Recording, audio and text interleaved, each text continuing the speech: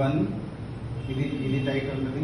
మళ్ళీ దీనికి opposite side ఇది టైట్ ఉంటుంది. ఇది టైట్ ఉంది కదా, తర్వాత ఇక్కడ టైట్ ఉంటుంది, తర్వాత ఇక్కడ ఈ లెవెల్స్ని కరెక్ట్ చేసుకుంటే ఈ కరెక్షన్ పోస్చర్ కరెక్షన్ అనేది ఈజీగా కరెక్ట్ చేసుకోవచ్చు. ఓకేనా? సో ఇది సో ఇందాక ఇటు కంపేర్ చేసేదానికి ఇటు కంపేర్ చేసేదానికి డిఫరెన్స్ ఉంది. ఇదేమో ముందుకుంది, ఇదేమో న్యూట్రల్గా ఉంది.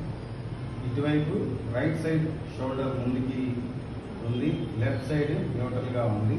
సో లెఫ్ట్ సైడ్ కానీ మనం చూస్తే ఇది దగ్గర బెటర్గా ఉంది కంపేర్ టు దిస్ సైడ్. ఓకేనా? అటు ఇక్కడ అటు కూర్చో, ఇక్కడ కూర్చో, ఇక్కడ కూర్చో. రెండు కాళ్ళు నేల కావచ్చు.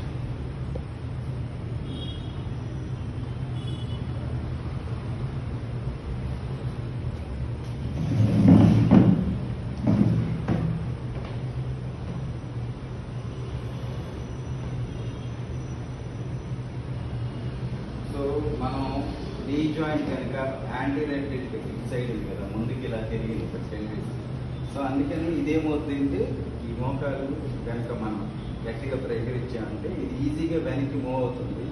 ఎందుకంటే బికాజ్ ఆఫ్ యాంటీరైట్ ఇది ఎక్కువ వెళ్ళట్లేదు.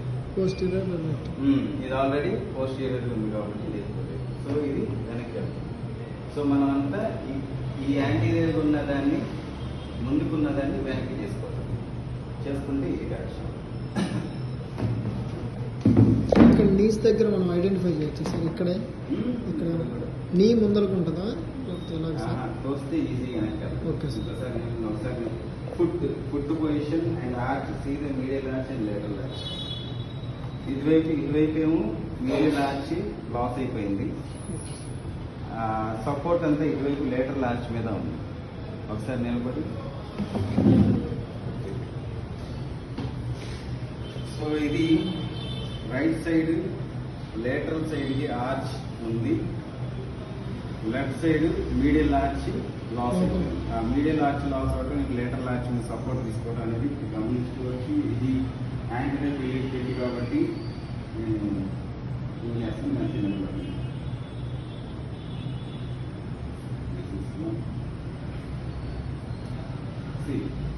ఇటు లేటరల్ సైడ్ ఎక్కువ సపోర్ట్ తీసుకున్నారు కాబట్టి పడిపోవడం జరుగుతుంది. అటు మీడియం సైడ్ కాబట్టి బ్యాలెన్స్ ఎక్కువ చేసుకోవడానికి ట్రై చేస్తుంది.